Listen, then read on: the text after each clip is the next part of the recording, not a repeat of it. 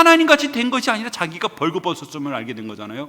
그래서 동산 나무 사이로 들어가서 숨어버렸잖아요.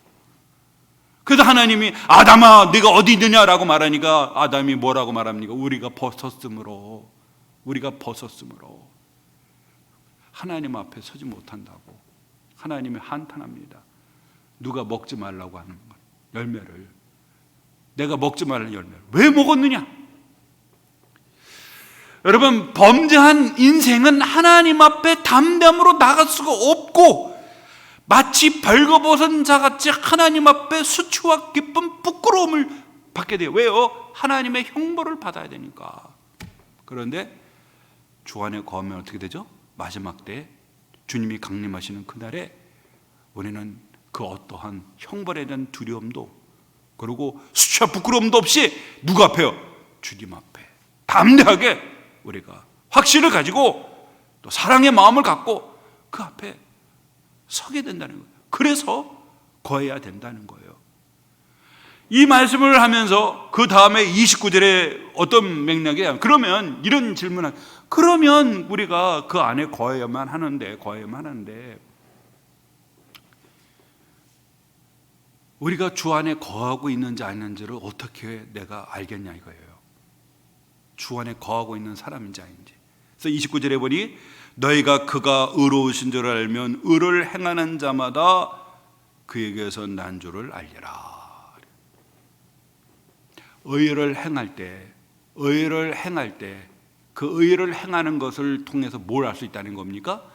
누구에게서 우리가 났다는 거예요? 하나님께로부터 났다는 것, 하나님께로부터 출생했다는 것을 알 수가 있다는 겁니다. 이 말씀을 하고 나서 곧바로 3장 1절에 보라라고 말해요. 보라는 것은 뭐냐면 주의를 기울이라, 뭐 어떤 시각으로 뭘 보라, 어떤 행위를 말하는 게 아니고요. 지금 사도 요한은 지금 여기 주목해 보라는 겁니다. 귀를 기울이라는 겁니다. 강조하는 거죠. 뭘 지금 얘기하려는 거죠? 29절에 보니 그에게서 난 줄 알리라. 이게 뭐예요? 하나님으로부터 났다는 것은 하나님의 자녀란 뜻이지 않습니까? 하나님의 자녀. 이 하나님의 자녀에 대해서 이야기하기 전에 사도 요한이 보라라고 하는 이런 감탄의 경의와 놀라움의 이 표시인 명령을 사도 요한이 쓴 것은 뭐냐면 바로 이 하나님의 이 자녀가 된다는 것이 얼마나 탁월하고 위대하고 놀라운 일인가. 사도 요한은 하나님의 자녀됨에 대해서 진술하기 전에 여기서 잠깐 멈춘 거예요. 왜요? 더 이상의 진술할 수가 없어요. 왜요? 이건 그냥 일반적인 언어와 말로 진술로 이야기할 수 있는 것이 아니기 때문에 그렇습니다. 하나님의 자녀라는 것이, 예? 그만큼 이 하나님의 자녀가 된다는 그 자체가 얼마나 놀라운 일인가. 오늘 사도 요한은 잠깐 멈추면서 너희들 다시 한번 정신 똑바로 차리고 자리에 다시 한번 자리를 정돈하고 주목해 보라는 거예요. 하나님의 자녀가 된다는 것이 어떤 의미에서 너희들이 하나님의 자녀가 됐느냐. 오늘 1절에 보니 이렇게 말합니다. 보라, 아버지께서 어떠한 사랑을 우리에게 베풀어서 하나님의 자녀라 일컬음을 받게 하셨는가. 어떠한 사랑. 여러분, 왜 어떠한 사랑이라고 하는 것은 이 신약에서 보면은 한 두 군데 정도 쓰였어요. 용례가. 이게 흔하게 쓰이는 이 표현이 포타포스라는 단어 썼어요. 포타토스. 이거는 놀라움과 감탄의 표현입니다. 이게 비슷한 구조로 보면은 마태복음 8장 27절에 보면은 예수님이 파도를 잠잠케 했을 때 제자들이 놀라면서 이렇게 고백해요. 이 사람이 어떠한 사람이기에 바람과 바다도 순종하는가. 제자들이 어떠한 사람이기에, 그때 어떠한 똑같은 단어입니다. 그때 어떠한 사람이라는 건 놀라움과 경의의 표시죠. 놀라움과 경의. 누가복음 1장 29절에 보면은요, 가브리엘 천사가 수태고지를 합니다. 그때에 마리아가 이렇게 고백해요. 이 인사가 어찌됨인가? 놀라워요. 어찌됨인가? 놀라움이죠. 오늘 이 어떠한 사랑이라는 것은 사랑 어떤 종류 부류를 말하고자 있는 게 아니에요. 어떤 특정한 무슨 사랑의 종류를 말하는 게 아니라 이 사랑, 우리를 자녀로 만들기 위해서 저와 여러분은 소위 말해서 하나님이 낳으시는, 하나님이 우리를 출생케 하시고 우리를 낳으시고, 이거를 또 다른 말로 거듭난다, 중생한다, 우리를 탄생시키고 우리를 낳으시고 하나님의 자녀로 우리를 낳으시는 그 하나님의 그 사랑이 얼마나 위대하고 얼마나 놀라운가에 대한 그 하나님의 그 사랑의 경이로움을 지금 사도 요한이 주목하기를 원하는 거예요. 주목하기를 원하는 거예요. 그냥 이대로 하나님의 자녀를 진술하기를 원하지 않아요. 잠깐 멈춰서 저와 여러분에게 좀 깊이 묵상해 보라는 겁니다. 생각해 보라는 거예요. 너무 우리는요, 성경을 읽을 때 너무 우리가 성의 없이 성경을 읽을 때 있어요. 어느 유명한 여류 신학자인데요, 그분이 이제 은퇴하면서 제자들이 물었어요. 선생님, 은퇴하시면서 하시고자 하는 말씀 한마디 좀 해주십시오. 그랬더니 이분이 하는 말씀이, 오늘날 현대인의 가장 큰 문제는 신학이 부족한 것이 아니라 성경을 제대로 읽지를 못하고 있다는 거예요. 리딩의 문제 있다는 겁니다. 독법의 문제가 있다는 거예요. 독법이. 그러니까 성경을 너무나 성의 없이 읽고 있다는 거예요, 사람들이.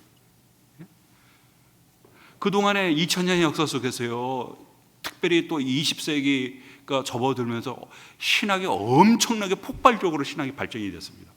정말 그 수많은 논문들, 저술들 읽을 수가 없을 정도로 정말로 우리 이전의 세대들이 보지 못했던 많은 진리를 보게 했어요. 그런데 그게 중요한 게 아니에요. 그게 중요한 게 아니라 성경을 읽을 때 그 독법, 독서, 이 방법이 잘못됐다는 거예요. 성경을 제대로 성의 있게 꼼꼼하게 그게 읽지를 않는 거예요. 이게 남은 여성 무엇을 이 운동을 하고 싶대요. 책상에 책 다 치우고 성경 하나만 딱 올린 다음에 내 마음을 가다듬고 먼저 이 말씀이 세상에 있는 그 책으로 돼 있지만 세상과 같은 그런 책이 아니라 하나님의 특별한 계시로 기록된 하나님의 음성이 담긴 살아계신 하나님의 말씀이라는 거잖아요. 이 말씀.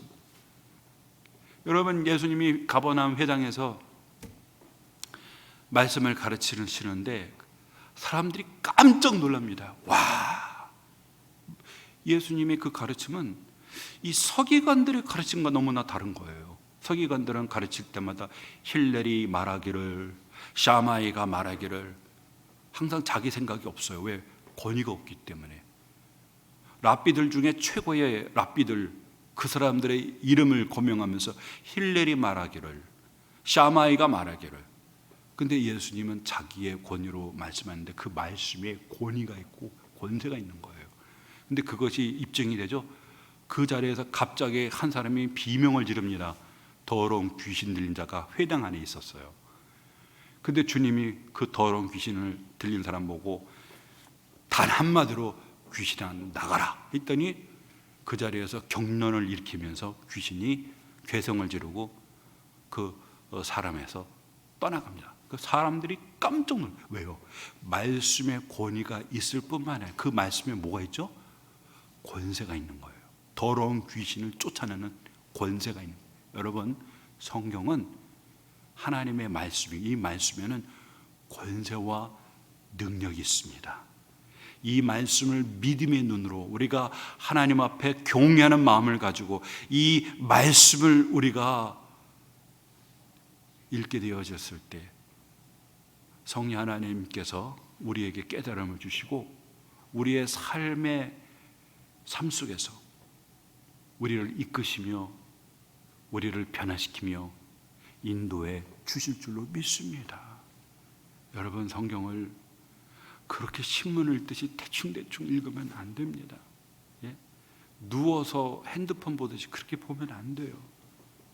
먼저 우리들의 자세가 필요합니다. 여러분, 신명기 8장에 보면 하나님이 40년 동안 광야 여행할 때 뭐라고 말씀합니까? 너희를 낮추시며 너희를 시험하사. 낮춘다는 단어를 2번 썼어요. 왜요? 사람이 사는 건 떡으로만 사는 게 아니라 하나님의 입에서 나오는 말씀으로 산다라고 하는 이 영적인 교훈을 받기 위해서는 제일 먼저 뭡니까? 겸손해야 된다는 뜻이에요. 겸손해야 된다는 거예요. 우리의 마음이 낮아지지 않으면 말씀이 들리지 않습니다. 말씀이 들리지가 않는다는 거예요.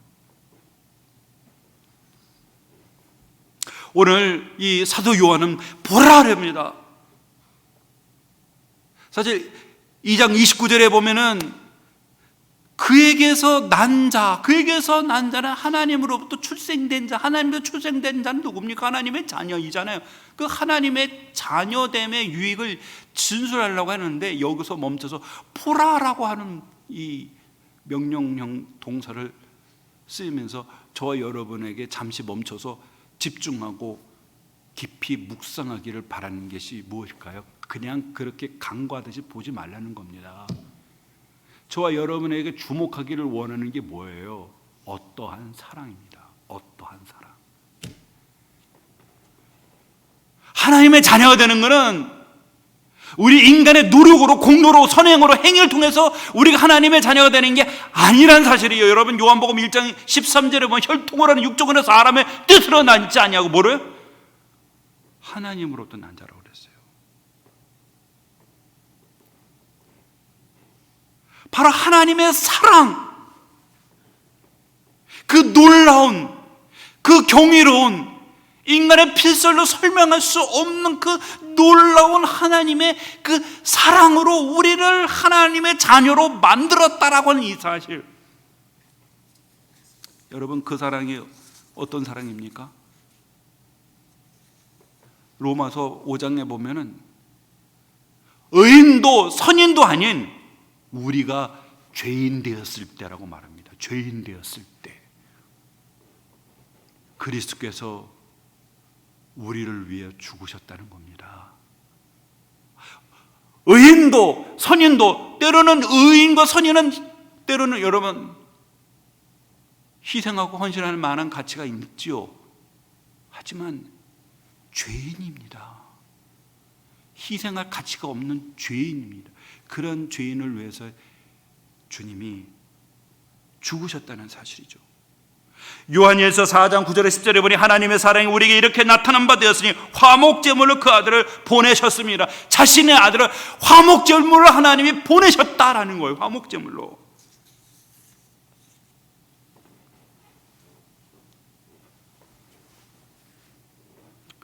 여러분, 바로 이 사랑으로 저와 여러분을 하나님의 자녀로 빚으셨다라는 것. 오늘 사도 요한은 이것을 짚지 않을 수가 없는 겁니다. 그냥 이거를 간과하기를 원하지 않는 거예요. 그러다 보니 오늘날 값싼 은혜, 값싼 구원이 나오는 겁니다. 사람들이 은혜와 구원을 너무나도 가치 없이 여기는 거예요. 가볍게 여기는 거죠.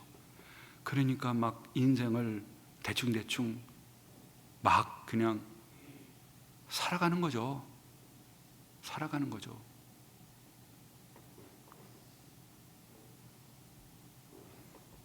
보라, 아버지께서 어떠한 사랑을 우리에게 베푸사 하나님의 자녀라 일컬음을 받게 하셨는가. 우리를 하나님의 자녀로 일컬음을 받도록 우리가 하나님의 자녀라고 불림을 받기 위해서 하나님이 어떤 사랑을 우리에게 베풀어 주셨는가, 오늘 사도 요한은 이 점을 성도들이 잠깐 멈춰서 생각하기를 원하고 있다는 사실이야. 그 말은 뭡니까? 너희들은 하나님의 자녀인데, 너희들을 하나님의 자녀로 하나님이 만드시기 위해서 얼마나 하나님이 희생을 하신 줄 알아? 희생을, 이거를 사도 요한 성도들이 깨닫기를 원했던 거예요. 깨닫기를 원했던 거예요. 왜 그랬을까요? 한바탕 교회 안에서 갈등이 생겼잖아요. 갈등이.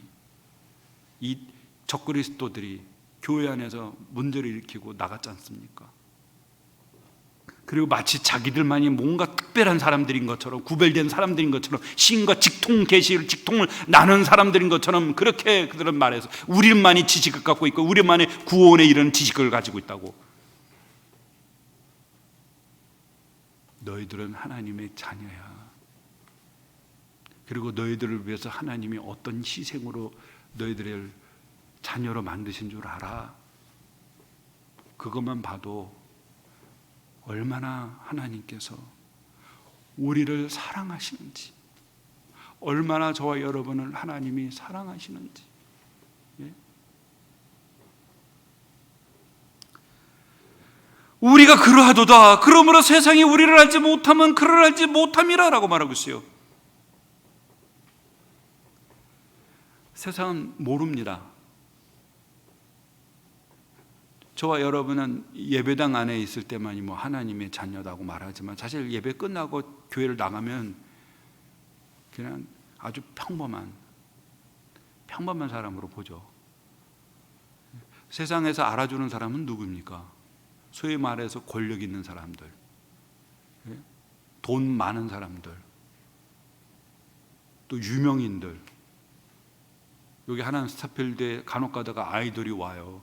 그러면 뭐 구름대같이 사람들 막 몰려. 얼마 전인가 광화문에 BTS 난리가 났어요. 그날 모인 게 26만을 어림잡았는데 6만 명밖에 안 하고, 6만 명이 작습니까? 그 광화문에 서 있지도 못하겠어요. 그거요. 예? 전 세계로 막 이 공연을 실황하는데 그 조회수만 해도 뭐 1억을 넘는 것 같아요. 엄청나더라고요. 예? 하나의 제국이에요.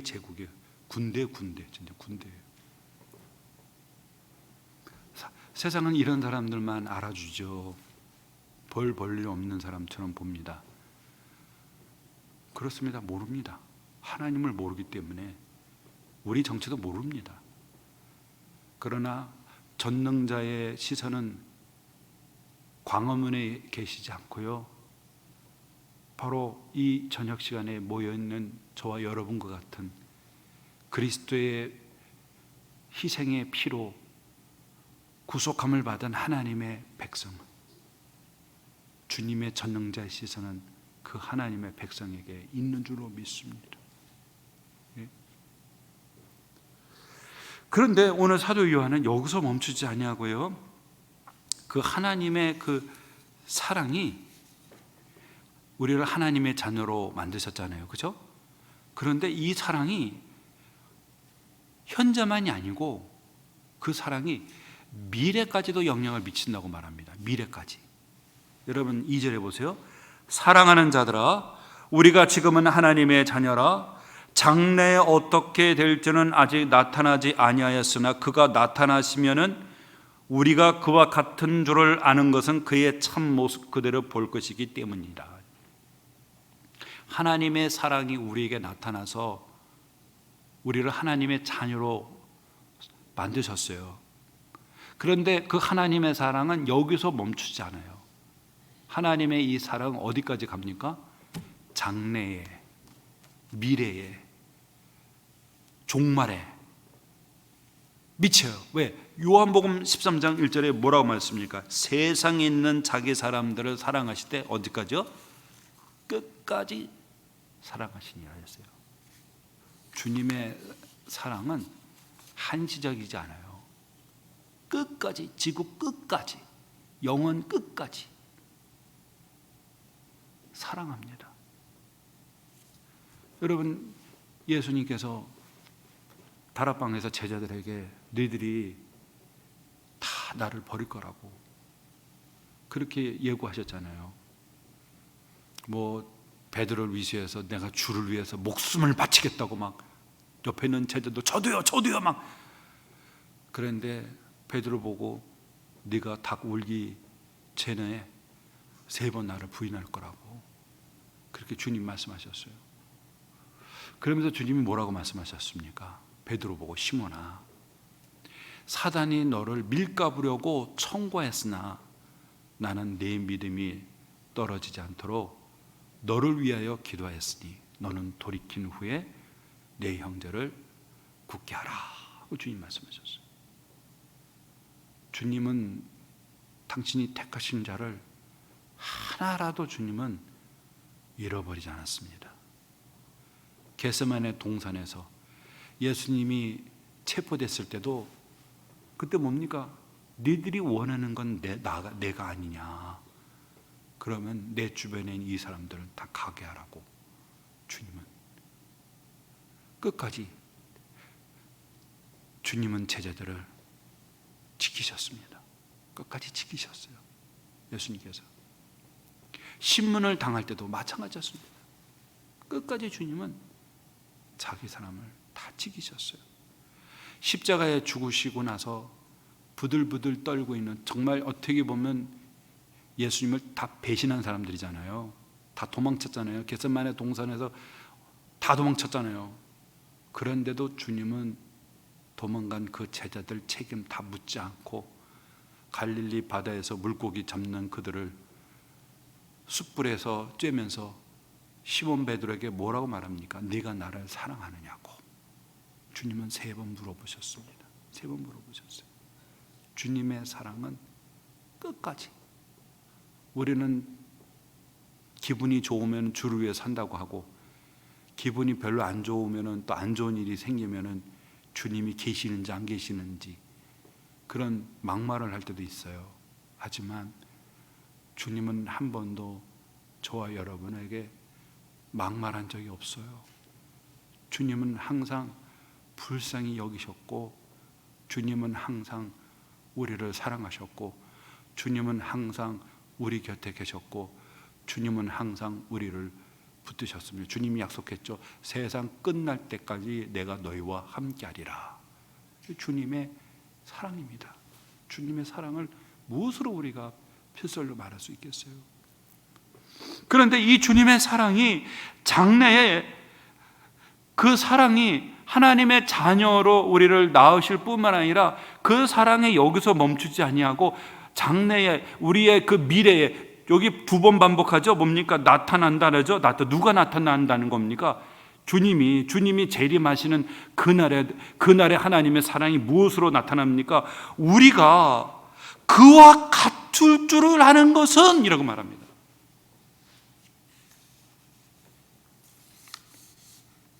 여러분, 우리가 그와 같은 줄을 아는 것이라는 말이 무슨 말씀입니까? 이게 그와 같은 줄을 아는 것은 장래에 종국에 저와 여러분이 예수 그리스도를 믿고 하나님의 자녀가 된 사람들은 장래의 미래에 주님의 그 모습처럼 주님의 형상처럼 우리도 주님의 형상과 모습을 갖게 되어진다는 거예요.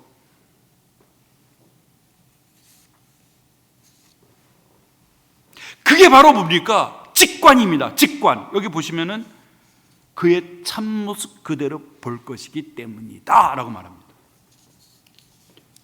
주님의 그 모습을 우리가 직관할 때 주님의 그 모습을 보는 그 순간 우리도 주님의 그 영광스러운 모습으로 우리도 변화되어진다는 사실이에요.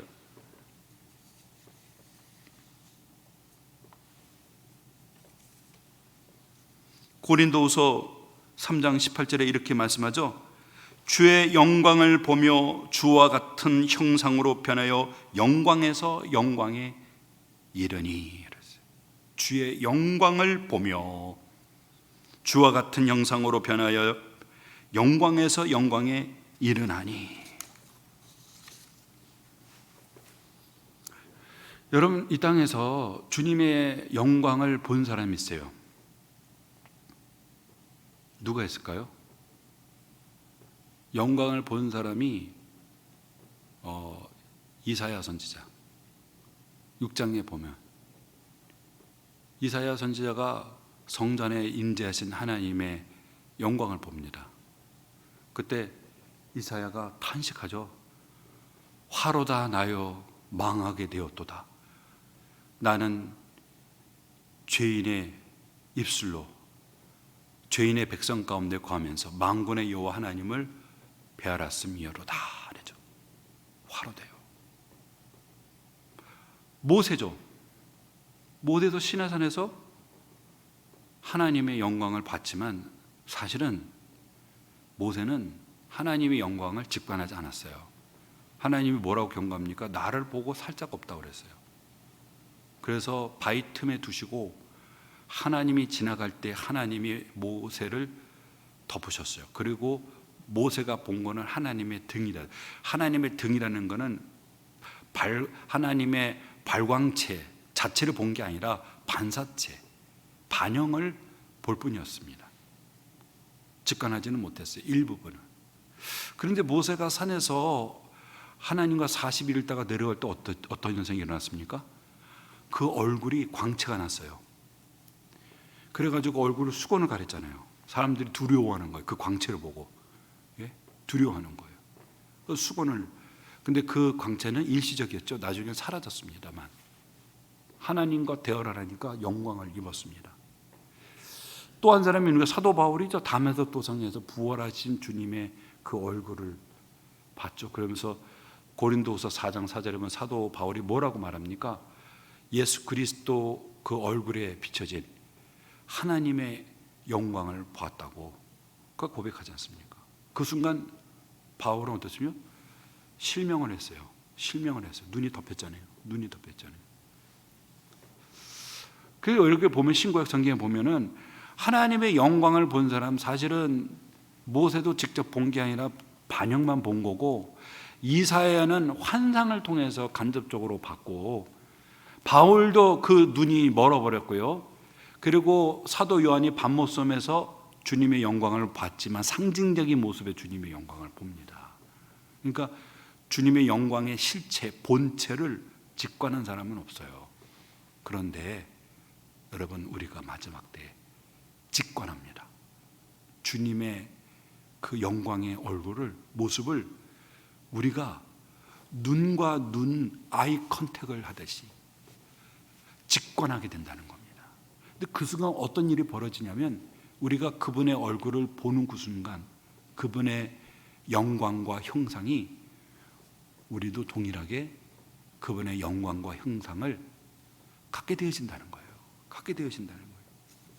그래서 고린도전서 15장 42절에 44절에 이렇게 말씀합니다. 썩을 것으로 심고 썩지 아니할 것으로 다시 살아나며 육의 몸으로 심고 신령한 몸으로 다시 살아나나니 라고 말했어요. 빌립보서 3장 21절에 우리 낮은 몸을 자기 영광의 몸의 형체와 같이 변하게 하시리라 라고 했어요. 이 땅에 우리의 몸은 썩어질 몸입니다. 하지만 우리가 주님의 영광의 모습을 보는 그 순간 주님의 그 영광의 모습으로 우리가 변화됐을 때에 더 이상 우리의 몸은 썩지 아니하는 몸을 갖게 된다는 거예요. 그리고 우리의 낮은 몸은 여러분 영광의 몸으로 입게 되어진다는 사실이죠.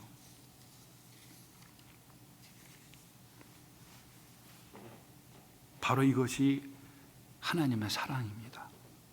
하나님의 사랑은 저와 여러분을 하나님의 자녀로 삼으실 뿐만 아니라 하나님의 사랑은 장래에 주님이 임재하는 강림하는 그날에 주님의 모습을 우리가 직관하는 그 순간 우리의 몸이 썩어질 낮은 우리의 육체가 주님의 모습처럼 영광의 몸을 입게 될 줄로 믿습니다.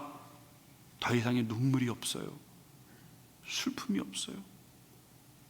썩어짐이 없어요.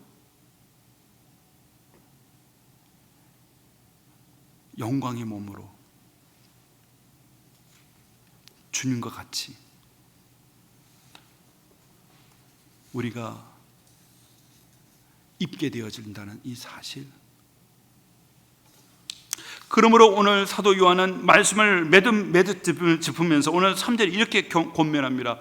주를 향하여 이 소망을 가진 자마다 그의 깨끗하심과 같이 자기를 깨끗하게 하느니라.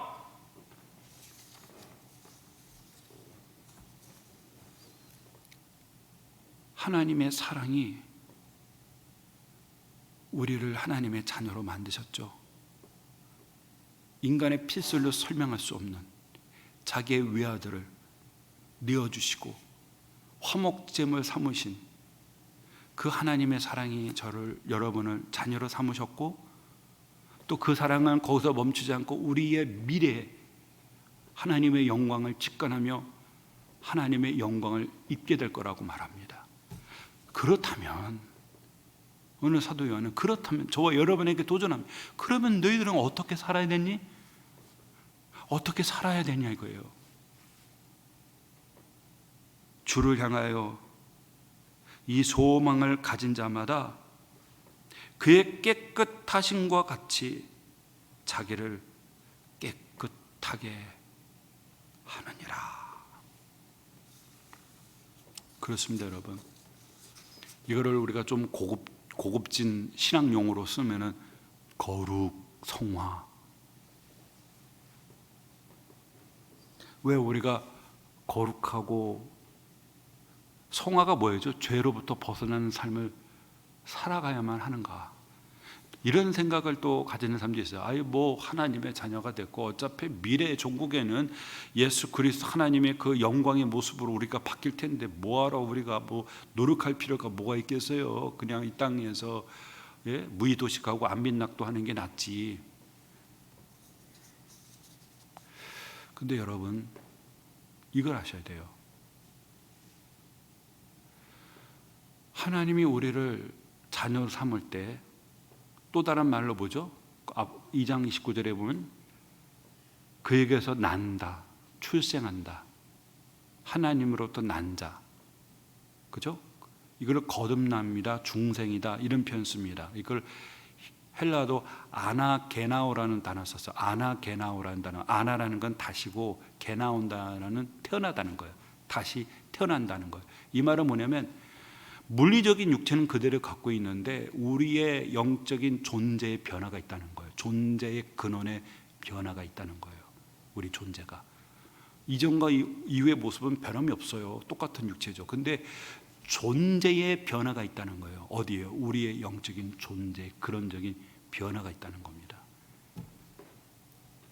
그때 우리 안에 하나님이 새 생명을 심어줍니다. 생명이 우리 안에 생명이 들어옵니다.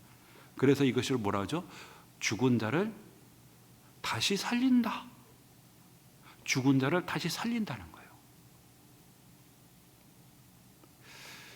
하나님의 생명이 우리 안에 들어오고 베드로후서 1장에 보면 신의 성품에 우리가 참여한 자가 된다라고 했어요. 여러분, 우리 안에 생명이 씨앗이 들어오면은 어떻습니까? 여러분 알다시피 그 생명이 담겨 있는 씨앗을 땅에다가 심고 일정한 온도의 수분에 그리고 햇빛을 비치면은 생명이 있는 씨앗은 어떻습니까? 자라나죠. 발아합니다. 죽은 씨앗은 발아 안 해요. 근데 일정한 온도가 되고, 그죠?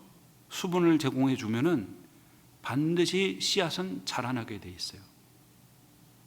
다시 말해서 우리가 하나님에 의해서 출생이 되어져서 생명의 씨앗이 우리 속에 심어지면은 우리 안에 있는 생명은 가만히 있는 게 아닙니다. 움툽니다. 자라납니다. 따라서 우리가 하나님의 자녀가 되었다라고 말하면서도 죄 짓는 것에 대해서 아무런 양심의 꺼리낌이 없이 어차피 죽으면 이 육체 흙으로 돌아가고 내 영혼만 가. 마지막 때 하나님이 영화롭게 할 거야. 이런 식으로 생각하며 지낸다면 그건 대단히 위험한 발상이라는 거예요. 왜요? 하나님의 생명이 우리 안에다가 심어놨는데 이 생명이 말씀과 기도 속에서 발하거든요. 그리고 우리가 예비하면서 이 말씀 촉진단 말이에요. 성장이 촉진된단 말이죠. 그런데 아무런 생명의 작용이 없어요. 그럼 뭐예요? 그 씨앗은 죽은 씨앗이었어요. 생명이 없는 씨앗이었다는 거예요. 그걸 보면서 확인할 수가 있는 거예요. 그래서 여러분 그 요한일서 2장 29절 이렇게 말하잖아요. 너희가 그가 의로우신 줄을 알면 의를 행하는 자마다 라고 말하잖아요. 먼저 너희가 그가 의로우신 그 누구예요? 하나님이 의로우신 줄을 알면은 의를 행하는 자마다 그는 누구에게서 난 거라는 거예요? 그에게서 난 거라는 거예요. 예? 그게 바로 이 사람이 하나님으로부터 출생된 자인가 아닌가에 대한 시금석이 바로 이걸로 알 수 있다는 거예요. 하나님의 그 본질적인 성품이 의로우신데 하나님께로 난 사람이면 아버지의 성품이 발하야 되는데 그 의가 발하지 않아요? 그럼 그 사람이 출생한 사람이라고 말할 수 있겠어요? 말할 수가 없어요.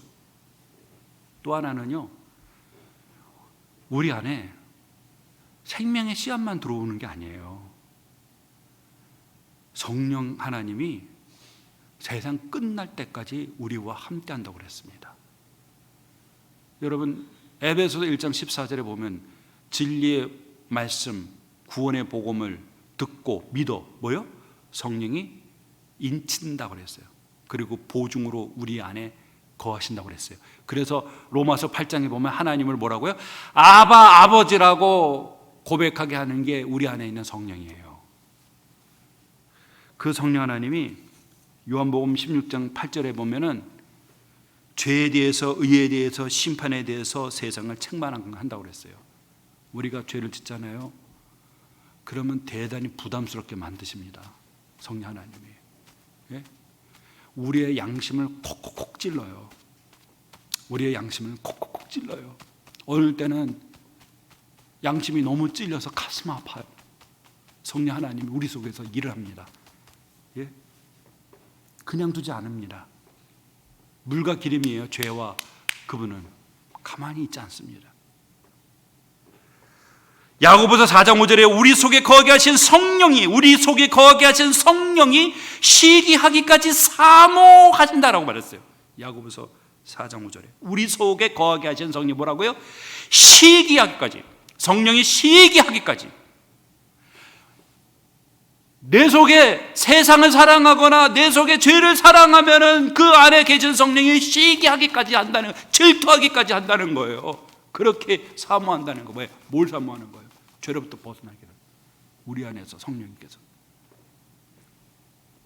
빌립보서 2장 13절에 이렇게 말합니다. 너희 안에 행하시는 이는 하나님이시니 자기의 기쁘신 뜻을 위하여 소원을 두고 행하신다라는데 이 말씀 바로 앞에 12절에 뭐라고 말하는 줄 아십니까? 그러므로 나의 사랑하는 자들아 항상 복종하여 두렵고 떨림으로 뭐라고요? 너희 구원을 이루라. 이 구원이 함유된 게 뭐냐면 성화, 거룩입니다. 그 모두 통칭해서 구원이라고 표현하거든요. 그런데 어떻게 해요? 너희 안에서 행하시는 이는 하나님이시니 자기의 기쁘신 뜻을 위하여 소원을 두고 행하신다는 거예요. 뭘요? 구원을 위해서. 우리의 거룩함을 위해서 우리 안에서 하나님이, 성령 하나님이 작동하시는데 자기의 기쁘신 뜻을 위해서 우리 안에다가 소원을 두고 행하신대요. 소원의 마음을 두고, 예? 우리가 거룩하고자 하는 열망, 욕구, 이런 소망을 우리 안에서 주시고 거룩을 향해서 가게 한다는 거예요. 여러분도 지나가다가 어느 분이 손을 내미면은 손에 이제 물이 묻잖아요. 흙이 묻으면 어떻게 하십니까? 예? 그냥 손에 막 흙이 묻어 있고 화장실을 갔다가 나온 손으로 그냥 귀한 분 만나면 손 내밀고 악수합니까? 아니죠. 저도 화장실 나왔는데 물로 손을 씻었어요. 물기가 있어요. 근데 저기 존경하는 목사님이, 선배 목사님이 이 목사님 오셨어요 하고 저한테 와서 악수를 청하니까 어떻게 해야 돼요? 그냥 손 잡아요? 아니잖아요. 막 옷 양복에다가 저 손에 죄송해요 물이 붙어서 되시는 대로 닦고 또 닦은 다음에 손을 내밀잖아요. 그렇죠? 보십시오. 주님이 재림합니다. 우리는 그분의 영광을 보며 직관할 때 그분의 영광의 형상으로 바뀝니다. 그러면 있는 그대로 배알아요? 내 손에 모물이라도 묻으면은 그거를 씻으려고 하는 게 인간의 예의인데, 본능인데, 그렇지 않습니까?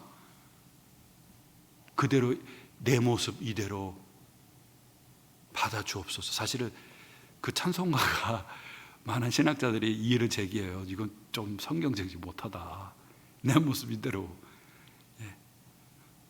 우리를 변화시키죠. 말씀을 맺도록 하겠습니다. 오늘 사도 요한이 보라라고 말하죠. 저와 여러분의 주의를 기울이기를 원합니다. 뭐예요? 우리를 하나님의 자녀로 만드시기 위해서 하나님이 어떤 사랑을 우리에게 주셨는가 한번 잠깐 멈춰서 생각해 보라는 거예요. 그리고 그 사랑이 거기에다만 멈추는 게 아니라 우리의 장래에 우리를 어떻게 주님의 그 영광의 그 모습으로 우리를 변화시킨다는 사실. 그렇다면 너희들 어떻게 살아야만 하냐? 이 소망을 가진 자마다 주께서 깨끗하신 것 같이 우리도 깨끗해야 된다는 거예요. 거룩하게 살아야 한다는 겁니다. 오늘 주님이 저와 여러분에게 주신 거룩한 의무와 책임인 줄로 믿고 우리가 삶 속에서 거룩하게 살아가는 저와 여러분 되기를 주 이름으로 축원합니다. 기도하겠습니다. 하나님 아버지,